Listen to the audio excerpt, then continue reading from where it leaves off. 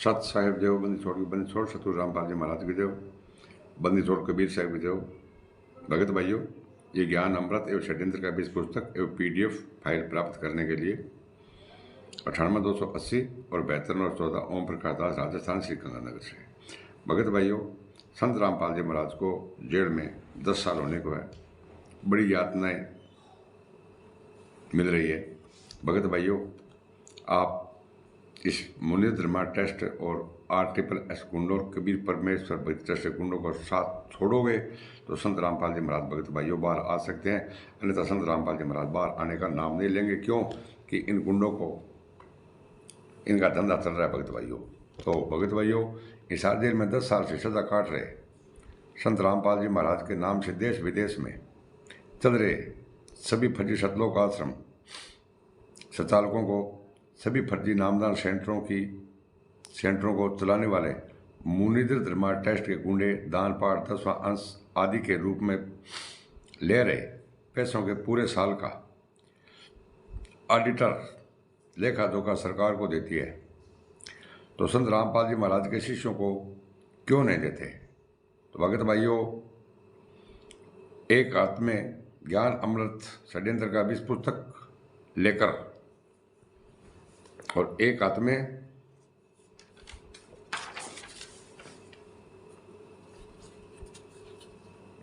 अगर ये भगत भाइयों लेखा जोखा नहीं देते हैं ना, जब ये सरकार को तो 1 साल का लेखा जोखा देते हैं, हमने कितने रुपए कमाए कितने रुपए नहीं कमाए, लेकिन उसमें से सारे नहीं देते।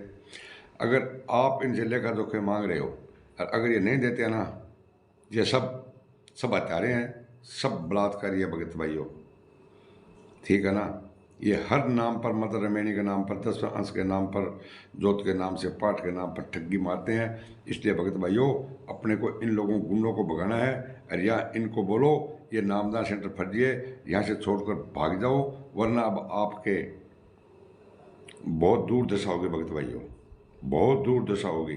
क्यों कि हम आपके भगत भाइयों अब 100 खल्ले मारने की हमने ये निर्णय ले लिया है, ठीक है। सत साहेब जय हो, बंदी छोड़ सतगुरु रामपाल जी महाराज की जय हो। भगत भाइयों, ज्ञान अमृत षड्यंत्र का बीज पुस्तक आप एक बार अवश्य पढ़िए और हत्यारे और इन बलात्कारियों का साथ छोड़िए।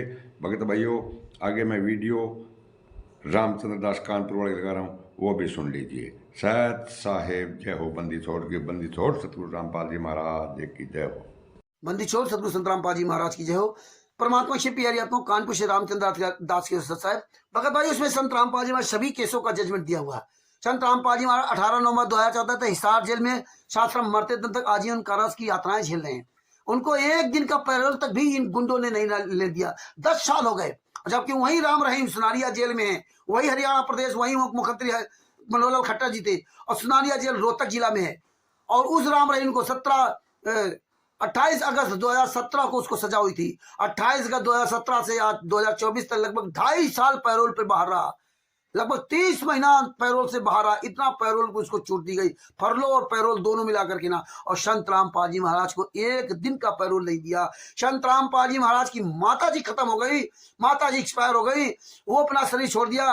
उनके अंतिम संस्कार में भी एक दिन का पैरोल इन राष्ट्रीय समाज सेवा समिति के गुंडों ने नहीं लिया। पैरोल मांगोगे तो पैरोल मिलेगा, बिना मांगे नहीं मिलता है। और इन गुंडों ने संत रामपाल जी महाराज के अंतिम समय अपनी माता जी से भी मिलने नहीं दिया।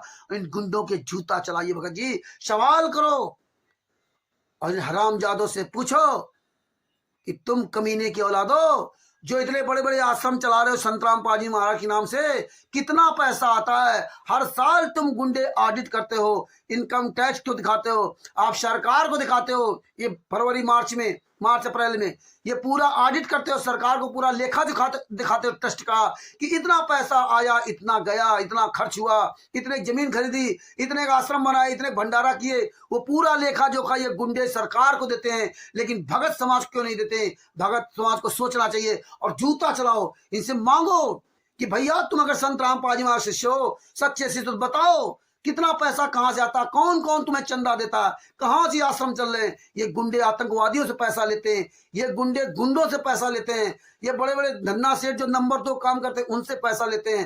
ये कमीने आप लोगों के कर्म खराब करा रहे हैं। मारो जूता और आप अगर संत रामपाल जी महाराज का शिष्य हो तो इन गुंडों को इनके सतलोक आश्रमों में इनके नामदान सेंटर पर जाओ और जा करके 20 जूता मारो, उससे पूछो कि साले तुझे इतने साल से पैसा ले रहा है, ये पैसा कहाँ जाता है, इसकी लिखा पढ़ी दिखा। और ना दिखाए तो जूता मारो। ये तुमको क्यों नहीं देते लिखा पढ़ी? तुम्हारा पैसा लेते, तुम्हारे पैसे से मौज करते हैं और तुम्हें ये नहीं बताते कि एक साल में कितना पैसा आया। ऑडिट क्यों नहीं दिखाते? इन गुंडों को जूतों से मार भगाओ, जो मर्जी आ कर रहे हैं। कभी कबीर परमेश्वर भक्ति ट्रस्ट, कभी राठी समाज सेवा समिति, कभी मुनिंदर धर्मार्थ, मारो जूता इन गुंडों को, जूतों से मार भगाओ। ये कमीने आपको किसी भी तरह के एविडेंस नहीं देते क्योंकि आप मांगते नहीं। अब आप जागरूक बनिए और जनता जाग रही है और ये जूतों से पिटाई करेगी। वो दिन दूर नहीं कि राष्ट्रीय समाज सेवा से गुंडे अभी तो मुंह छिपाए घूम रहे हैं। ये गुंडे ये अपना घर छोड़ देंगे, अपना मोहल्ला छोड़ देंगे, ये आने वाले समय में देश भी छोड़ देंगे क्योंकि जगत की सारी जनता और ये भगत इन हरामजादों घर से निकाल करके इनको जूतों से पिटाई करेगी, इन गुंडों को जिंदा फूकेगी, इन हरामजादों को जिंदा जलाएगी। जिस तरह इन्होंने 5 महिला एक बच्चे को कमरे के अंदर बंद करके लाठी से पिटा है, ऐसे इन गुंडों के एक एक हाथ एक पैर तोड़ के इन गुंडों के दर्दनाक मौत देना है। ये याद रखिए, इन गुंडों से एक एक गलत कुकर्म का बदला लेना है। और ये जनता अब जाग रही है। याद करना, तुम गुंडों को सर छिपाने के बीच जगह नहीं मिलेगी। वो समय धीरे धीरे आ रहा है। सच्चाई। जय हो बंदी छोड़ की।